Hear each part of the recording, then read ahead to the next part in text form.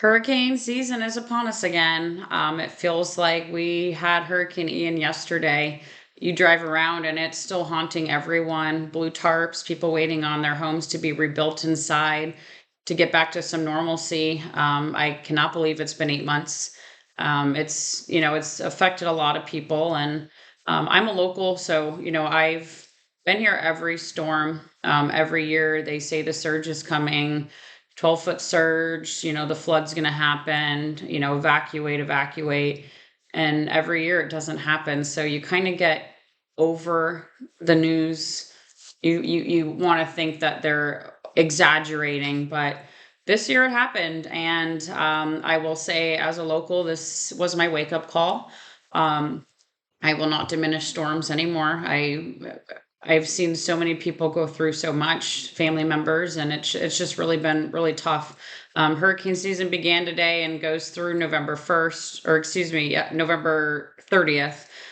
So I would say start prepping now. One thing I would do is go onto your county website and sign up for any alerts that they have. I know Lee County does have an automated phone system that will alert you for storm warnings and evacuations, and boil water notices, a lot of things that will affect their constituents. They do have alerts for. There's also an app you can download which will show you what evacuation zone you're in. It'll tell you where shelters are. It just really provides a lot of helpful information. So that's one thing I would do. I would also start inspecting your home.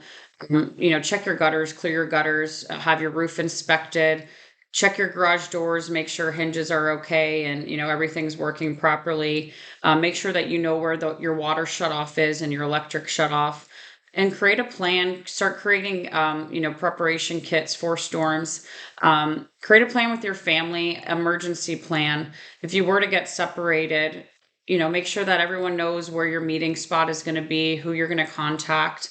Make sure everyone has important phone numbers of who to reach and what to do. Make sure everyone is on the plan to a T. I don't care whether you have to quiz each other and say, what's the number, what's the address. Last thing you're going to want to do is start scrounging for paperwork in an emergency, or if it's flooding, so maybe, or put documents in Ziploc bags for everyone, so with phone numbers and important stuff. But it's just really important to know that your whole family's on the same page.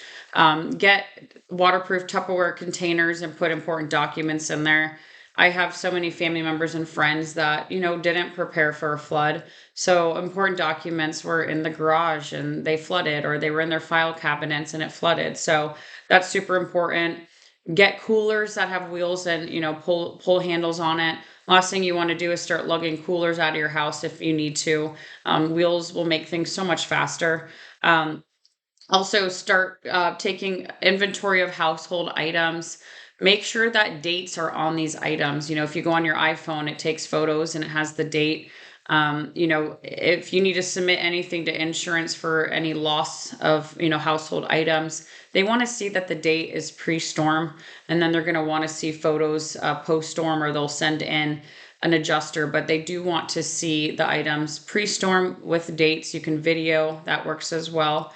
So make sure you're starting to take inventory of household items for insurance purposes. Make sure your pet information is up to date. Make sure your microchip is up to date with your phone number and your address. That's super important. Make sure that your pet is listed on Paw Boost and Home Away, or excuse me, Home Again. That's super important as well. A lot of people do post, lost pets to those pages. And also start collecting supplies, pet food, any canned goods, batteries, duct tape, basic tools, hammers, wrenches.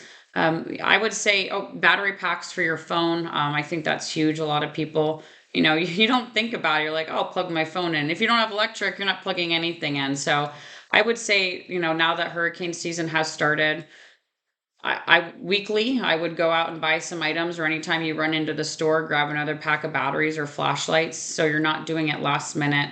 That's huge. And sanitation items, start getting Clorox wipes and gloves, life jackets. That's huge as well. I just really think it is important to start prepping now. We don't know what's going to happen this year for hurricane season, and I know I am not waiting until last minute again. Get some gas cans and start filling up some gas cans if needed. But just start preparing.